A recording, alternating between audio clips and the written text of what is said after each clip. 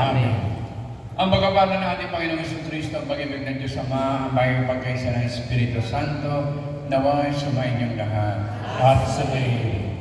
Bago natin ang patuloy ang misa, gagawin natin ang pag-isindi ng kandila. Panginoong Diyos, pinupuri ka namin dahil sa iyong anak na si Jesucristo, ang Emmanuel, na tagapagligtas sa katauhan. Siya ang karunungang nagtuturo at gumagabay sa amin. Panginoon Diyos, nagpapasalamat, mapasa amin nawa ang iyong pagpapala sa pag-isindi namin ng mga kandila sa koronang ito. Maging tanda nawa itong koronang ilaw ng kaligtasang tinamo ni Kristo para sa amin. Dumating na sana siya ng walang pagkaantala.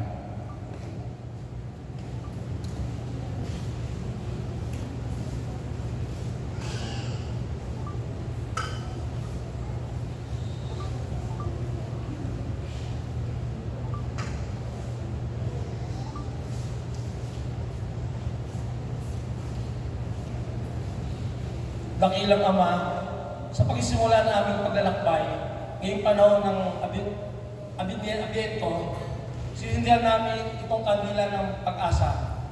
Pagkalooban mo kami ng sigasig na umasa sa iyong presensya, umasa sa iyong kapayapaan, at umasa sa iyong pangako. Para pa natin ating sponsors.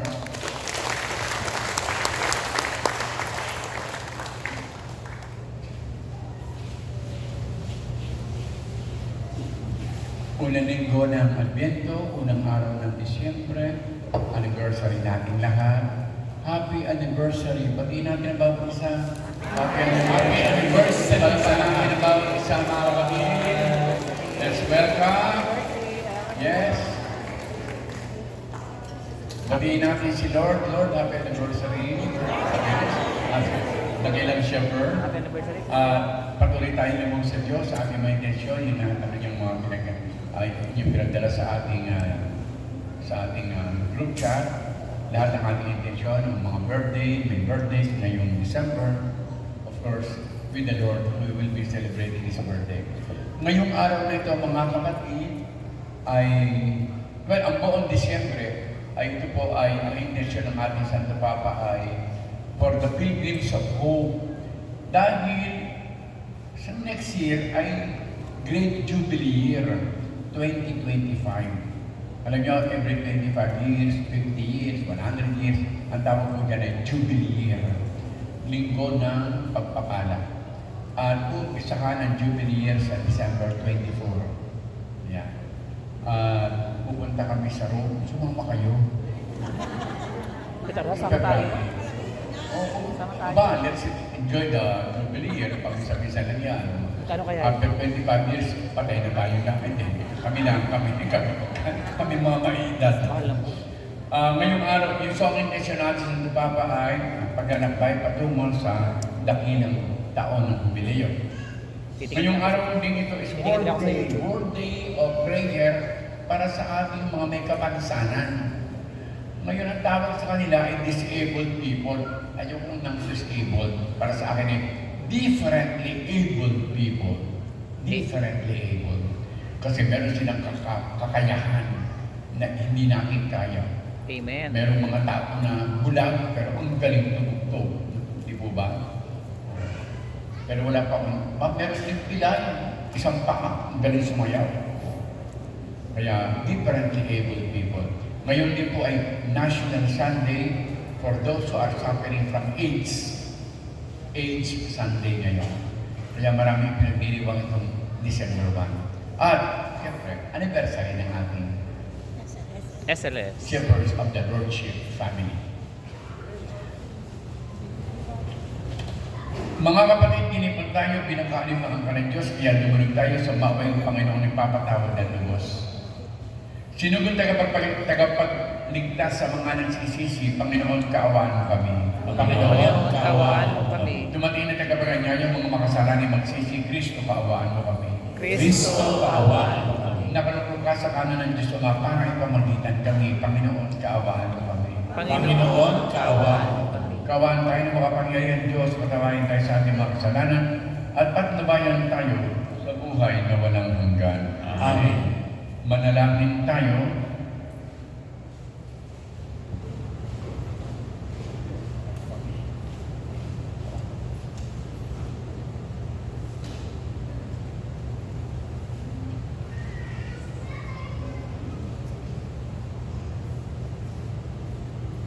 Ama namin makapangyarihan, bigyan mo kami ng paninindigan tumahak sa landas ng kabutihan.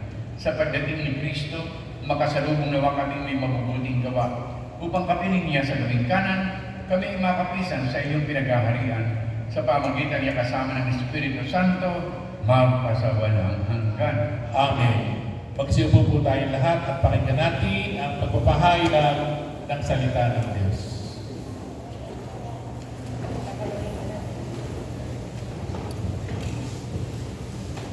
Brother, dito ka. Brother, dito ka.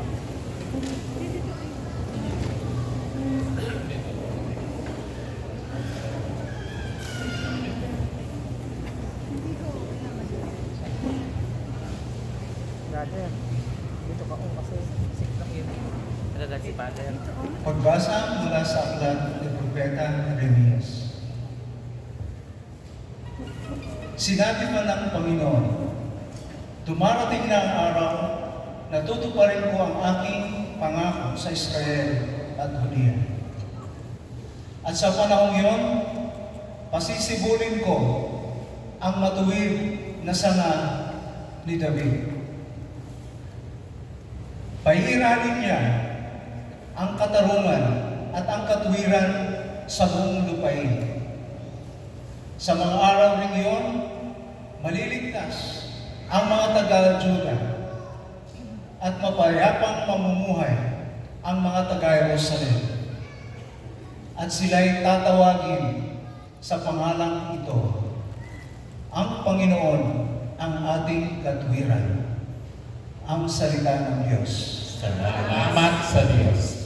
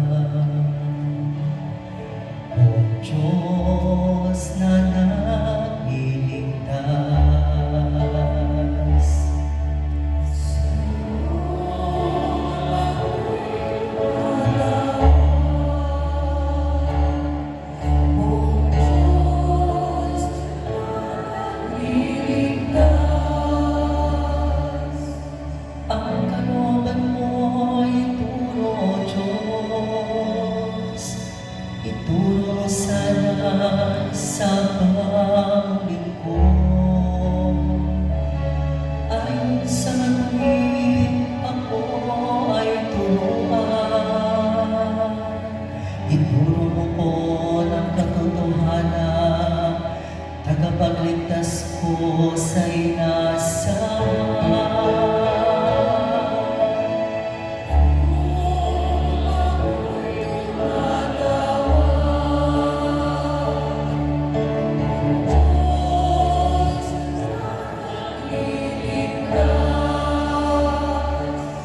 Mabuti ako at makataruan sa mga sarali, puro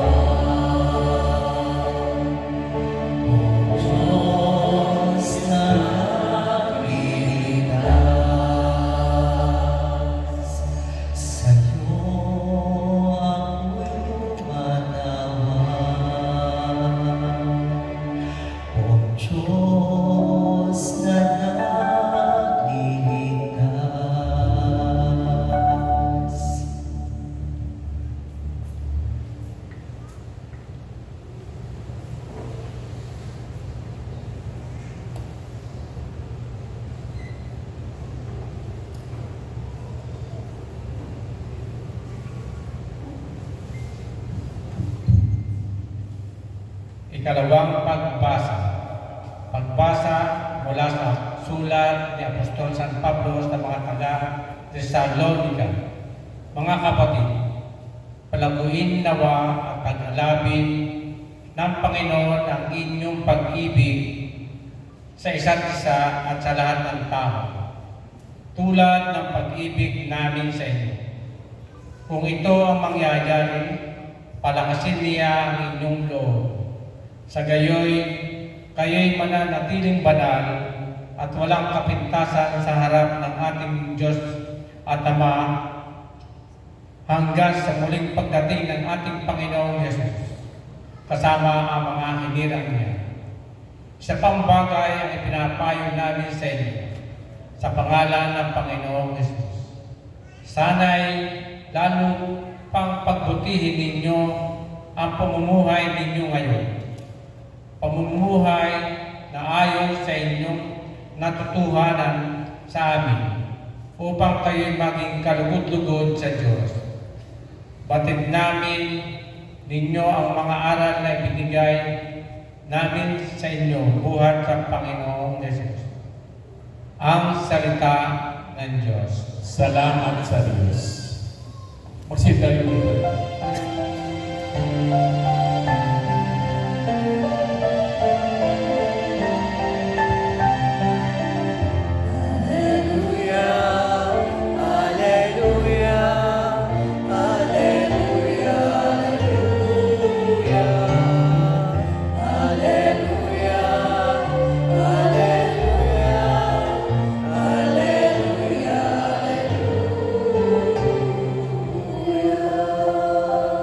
Pag-ibig mo'y ipakita, lingapin kami tuwina, iligtas kami sa dusa.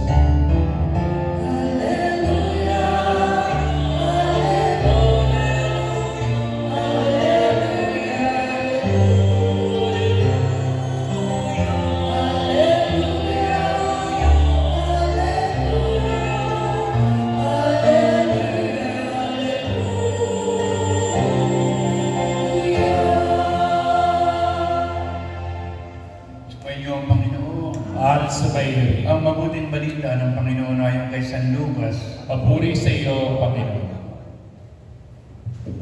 Nung panahon yun, sinabi ni Jesus sa kanyang mga alagad, magkakaroon ng mga tanda sa araw, sa buwan at sa mga bituin. Sa lupa ang mga bansa ay masisindak at malinito dahil sa ugong at mga daluyong ng dagat. Ang mga tao ay hihimatayin sa takot dahil sa pag-iisip sa mga sakunang darating sa sanlibutan. Sapagkat mayayanig at mawawala sa kani-kanilang landas ang mga planeta at iba pang katulad nito na nasa kalawakan. Sa panahon yun, ang anak ng tao ay makikita nilang dumarating na nasa alapaap. May dakilang kapangyarihan at malaking karangalan. Kapag nagsimula ng mangyari ang mga bagay na ito, magala kayo sapagkat malapit na ang pagliligtas sa inyo. Mag-ingat kayo na huwag maghumon sa katakawan at paglalasing at mabuhos ang inyong isip sa maintindihin sa buhay na ito. Baka abutan kayo ng araw na iyon na hindi handa sapagkat darating yun ng di naasahan ng tao sa buong daigdig. Kaya, maging handa kayo sa lahat ng oras. Lagi ninyong idalangin na magkaroon kayo ng lakas upang makaligtas sa lahat ng mangyayaring ito at makaharap ng buong tatag sa pagdating ng anak ng tao. Mga kapatid, ang mabuting balita ng ating kaligtasan. Pinupuri ka namin, Panginoong Heso Kristo. Magsimpo po tayo. Palakpakan ulit ng balita, mga kapatid. Good morning po. Good morning. Okay, Good morning, Monsi. bago po yung aking reflection tungkol sa gospel, which I know hindi ko pwedeng habaan dahil ako may matinding susunod na activity, hindi natin iba. Ipapaliwanag ko muna sa inyo ang Advent Wreath. Ano ba ang Advent Wreath? Ang Advent Wreath po, corona, is a symbol of God's one, endless, lasting, unlimited faithfulness. Yan po yun. Itong apat na kandila, ito po ay simbolo ng apat na linggo. Na para bagang habang lumalapit ang Pasko, sa bawat pagsisindi natin patindi ng patindi ang ating pananabik na makadaon pang palad, maranasan si Jesus at ang kanyang biyaya. Of course, nararanasan natin si Jesus every moment of our life. Ang apat na kandila ay apat na linggo. Yung unang linggo sinindihan natin, ang tawag mo dyan ay prophecy candle. Bakit? Sapagat ang propeta ay nangako ng Diyos ay tapat sa kanyang salita. Yung mga Israelita na noon ay nasa pang-alip, pinangkaaway, sapagat sila itinapon dahil sa kanilang kawalan ng tiwala, sa kanilang kasalanan, na parusahan. Pero sabi ni Propeta Jeremiah, darating ang araw, kayo ay iaahon, palalayain at maliligtas at dadalhin o ibabalik sa lupang pangako. So, ano yung first Sunday? Pag-asa. Yan pong ibig sabihin. Pag-asa ng Diyos tapat sa kanyang pangako at ito ay mangyayari. Ganun po yung Advento. Ang Advento ay punong-puno ng pag-asa na bawat sa sinasabi ng Diyos ay talagang mangyayari. Kaya, kung ano man ang narinig natin, mga hindi magagandang nangyayari sa kapaligiran, katulad ng narinig natin sa Ebanghelyo, sabi niya, huwag niyo na kanyang titingnan. Ang tingnan ninyo ay sa kabila ng mga hindi kaaya-ayang bagay, ang Diyos na tapat ay darating sa ating buhay. Amen po ba? Amen. O eto, second candle, ito. Ang tawag po dito ay Bethlehem candle. Anong kanyang pinapahiwati? Kung kayo sa inyong bahay ay merong Advent rest, hindi alam ninyo sa inyong sisindihan every Sunday. Pinapahiwati po dito ang tinatawag na kapayapaan. So, the Sunday of Peace. Etong pangatlo, ang tawag po dito ay Gaudete candle. So, kandila ng pag-ibig sa the candle of love. Ang tawag po dito ay prophecy candle, Bethlehem candle. Ang tawag naman po dito ay shepherd's candle. Okay. Shepherd's candle.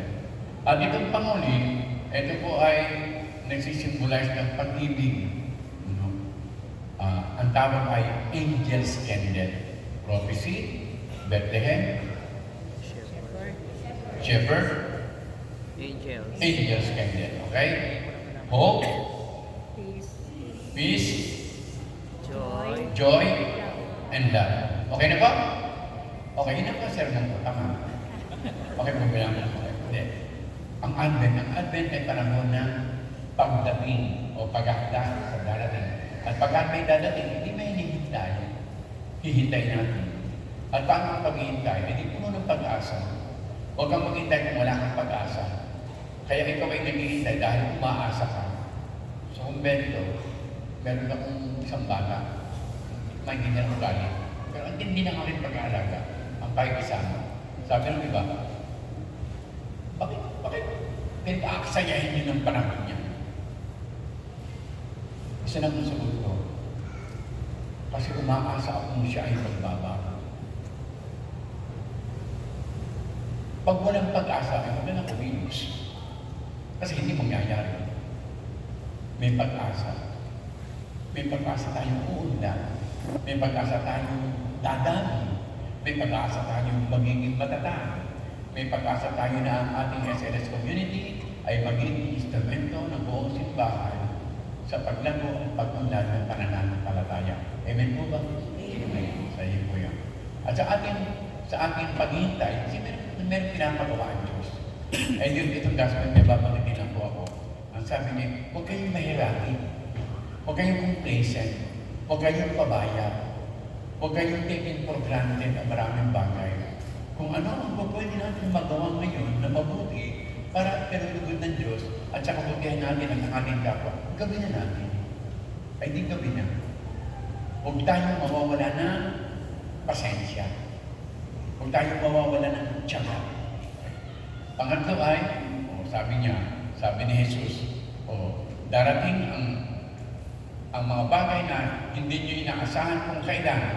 Kaya, ayan, Sabi niya, o huwag kayong tutulad sa mga tao na nagugumon sa maraming bagay. Huwag doon nakasentro. Ano ka? Ang ganda ni Jesus no? Huwag magugol sa katakawan. Hindi ko mas sinabi huwag yung kakain. Kaya huwag yung para ka mauubusan. Oh. At anong kanya yung sabihin? Don't only think of yourself. Think of others. So meaning, share and care. Shepherd. Yan po ang ating tatak. Huwag kayong magugol sa mga intindihin sa buhay na ito. So pag nakakaintindihin natin, kaya lang may mga tao na nakatutok lang sa mundo. No? Kapag ang Diyos ang ating prioridad, ang lahat ng bagay na kailangan natin sa lupa, sa daigdig nito, ay kanyang ipagkakaroon. Prioridad muna. May mga tao na ayusin yung papag nito kasi ang dami daw ginagawa. Naalala ko si San Isidro. San Isidro, ano po? Everyday, siya pumunta sa simbahan. At yung kanyang amo ay lagi siyang pinabantayan. At sinasayang mo ang oras sa iyong pagdarasal. Minsan, sabi ni San Isidro, hindi po ginagawa ko ang aking tungkulin. Pero minsan, sinubukan siya ng kanyang amo, binantayan. Nagulat yung amo, habang nasa bukid may mga nag-aaral. Eh si San Isidro nasa simbahan. Nasa chapel at nagdadasal. Sino nag-aaral sa bukid? Mga anghel. Hindi ko naman ibig sabihin na kayo po ay umaten ng shepherd at sumimba at bahala na anghel na maglaba. Hindi naman ibig sabihin. Hindi yun, mga kapatid. Ibig sabihin ay kanya-kanya. Bawat bagay. Huwag mong iisipin na kulang mo na yung oras. Bigyan mo ng panahon ng Diyos at pagkakaroon ka ng maraming panahon sa iyong pangkailangan. Amen? Amen. Yan ang buhay. Yan ang sinasabi niya. Ito yung Advento. Ang Advento hindi paghihintay sa Kapaskuhan. Hindi mo yun. Ang Pasko ay ating pagdiriwang. At bawat Pasko at bawat Advento ay paghihintay at paghahanda sa muling pagdating ni Jesus. Nasabi ni Jesus, huwag kayong makukuling hindi handa at nakatungang kailangan tubertin. Wherever we are. Hindi naman natin nagdadasal. Gawin natin ang tama yung ating mga trabaho at pagdating ng oras ng pananalangin, pagdating ng oras ng gawain, pagdating ng oras ng prayer meeting, bigyan natin ng panahon at hindi tayo mauubusan ng panahon para sa bagay sa iba nating pangangailangan. Yung po ang Advento, Advent is not the Christmas, although Christmas party po natin ngayon, pero huwag niyong kakalimutan, ang Advento ay pag-uusisa ng sarili. It's a season of penance. Para pagdating ng sandali ng pagdinig mo ng kanyang kapanganakan, maluwag ang ating puso, handa ang ating buhay, maluwag sa pagtanggap kay Jesus, lalo na sa banal panghinabang. Tumayo kita. Sumasampalataya ako Sa Diyos ang makapangyarihan sa lahat, na may gawa ng langit at lupa. Sumasampalataya naman ako kay Yeso Cristo, iisang anak ng Diyos, Panginoon nating lahat, nagkatawang tao siya, lalaki ng Espiritu Santo. Pinanganak sa Samiling Birhen, pinagpasasakit ni Poncio Pilato, pinanaw sa krus na namatay ng ibig. Nanaw sa naroroonan ng mga yumaman, nang may magkamaraw at buhay ng magbili, umakyat sa langit, nalulog sa kanan ng Diyos ang mga makapangyarihan sa lahat.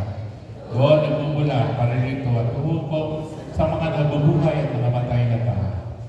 Masasampalatayan naman ako sa Diyos, sa Espiritu Santo, sa banal na simbahang Katolika, sa pagkawalan ng mga kasalanan, sa pagkabuhay ng muli ng mga manang kami, sa buhay na walang hanggan. Amen. Ngayong panahon ng Advento, dumalik tayo sa ating Ama upang magising tayo sa ating pagwawalang bahala at maging ganap ang paghahanda natin sa pagdating ng Panginoon. Buong tiwala tayo manalangin at ang ating tutugon, Ama, dinggin mo ang aming panalangin. Ama, dinggin mo ang aming panalangin.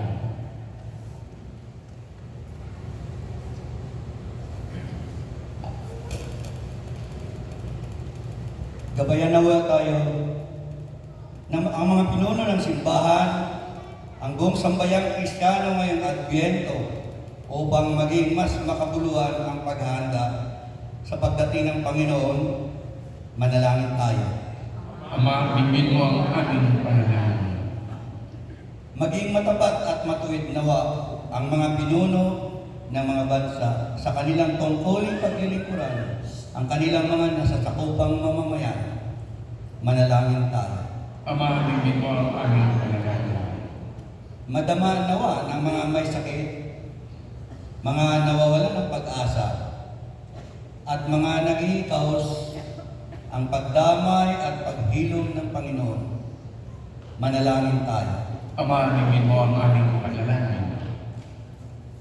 Makalakbay nawa kami ng may pangpakumbaba ngayong bagong taon ng liturhiya upang sa aming patuloy na pagtahak dito sa bayang kahapis-hapis. Matahak namin ang landasing tungo sa kabanalan at kaganapan ng paghari ng Diyos. Manalangin tayo. Ama, tingin mo ang aming panalangin.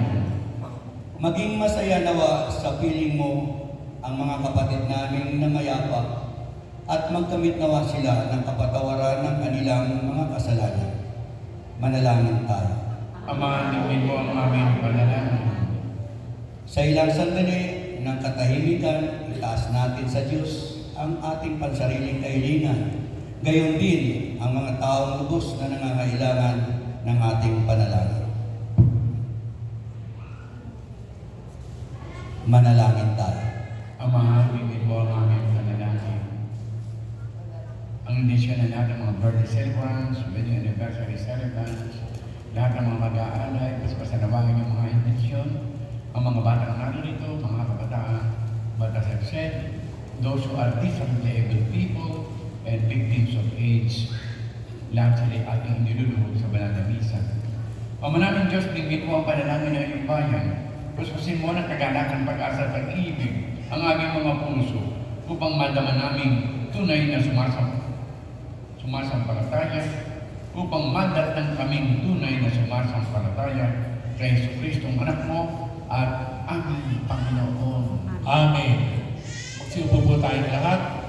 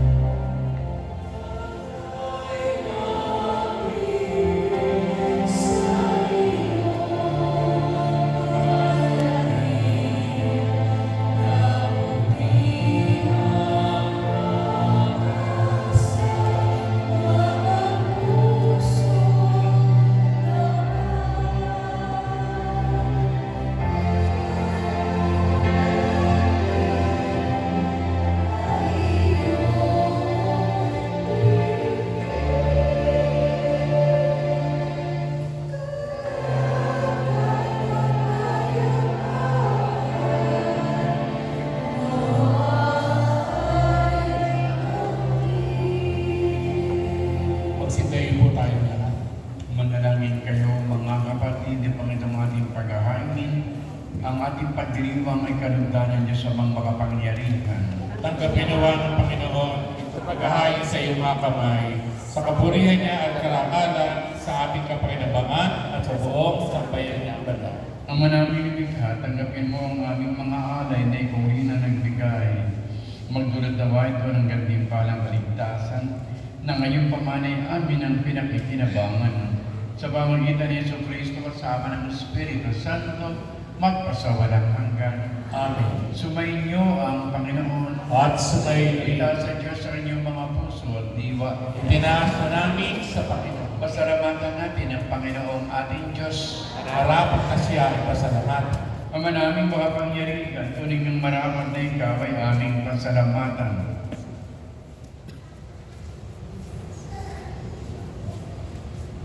Sa pamagitan ni Yesu Cristo na aming Panginoon, siya isinugo mo upang matupad ang iyong magandang balak para sa lahat. Hindi niya kinahiyang mamuhay ng mahirap upang mapakisamahan niya kaming matapat. Siya naging hindi na iba sa amin upang maitampok niya kami sa iyong piling. Sa kanyang lantarang muling pagdating, ang pakikisama niya ay puspusang magniningning at ang pangako niyang kapanapanabik ay nangasahan namin inubos na makakamit. Kaya kaysa ng mga anghel na nagsisiawit ng papuri sa iyo ng walang humpay sa kalangitan, kami nagbubunyi sa iyong kadakilaan.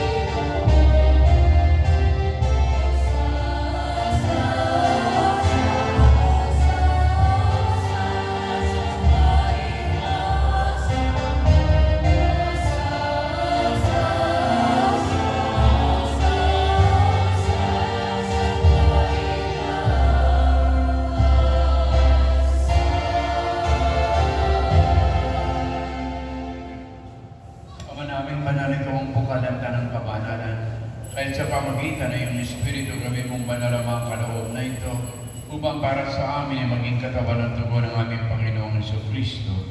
Bago niya pinagtiis ang pusong loob na maging handog, iniwakan niya ang tinapay, pinasalamatan kaniya, pinaghati-hati niya iyon, iniabot sa kanyang mga alagad at sinabi, tanggapin ninyong lahat ito at kanin. Ito ang aking katawan na ihahandog para sa inyo.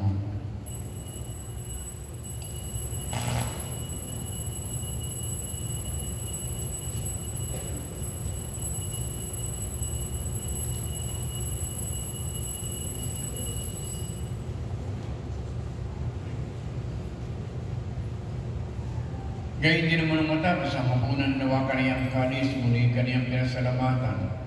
Iniabot ang kalis sa kanyang mga alagad at sinabi, tanggapin ninyong lahat ito at inumin.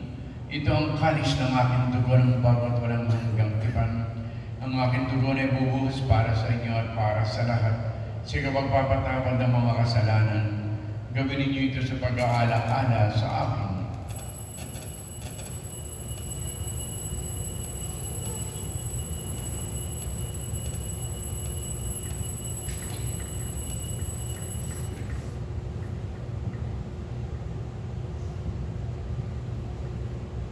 Ibabunyi natin ang misteryo ng pananampalataya.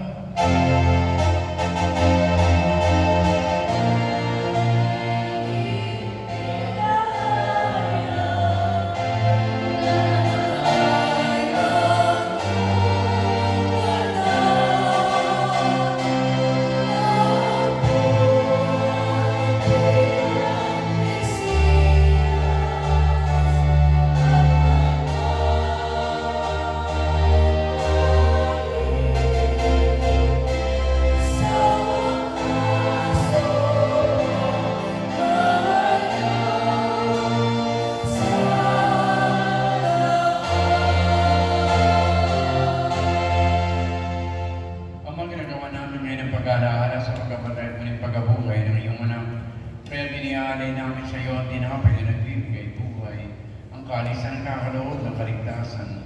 Kami nagpapasalamat dahil kami iyong minarapat at tumayo sa harap mo para maglingkod sa iyo.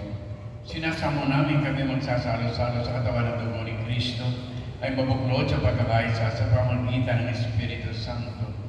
Ang maligapit mo iyo simbang naganap sa buong daigdig. Paspusin mo kami sa pag-ibig, isa ng aming Papa si Francisco, si Marcelino Antonio na aming obispo, lahat ng mga obispo at mga paring kami lahat ang narito ngayon, ang buong SLS family sa aming pagdiriwan ng aming anibersaryo. Ano lang kayo muli ng mga kapatid namin na hingga na may pag-asa na sila'y muling mabubuhay. Inaalaala namin ang aming mga miyembro na pumanaw na. Kawaan mo sila at patuloyin sa iyong kaliwanagan. Kawaan mo at pagindapagin kaming lahat na makasalo sa iyong buhay na walang wakas. Kaysa ng mahal na Birheng Maria, ina ng Diyos, nisano siya ng kanyang butihing esposo, kaysa ng mga apostol, lahat ng mga banal na nabuhay sa daigdig ng palugod-lugod sa iyo. May pagdiwang nawa namin ang pagpupuri sa kararaman mo sa pamagitan ng iyong anak na aming Panginoong Jesucristo.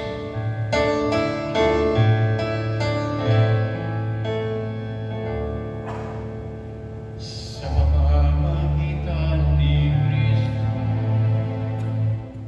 kasama niya sa Kanya, lahat ng parangal at papuri ay sa iyo, Diyos Ama, makapangyari ka, kasama ng Espiritu Santo, magpasawalang hanggan.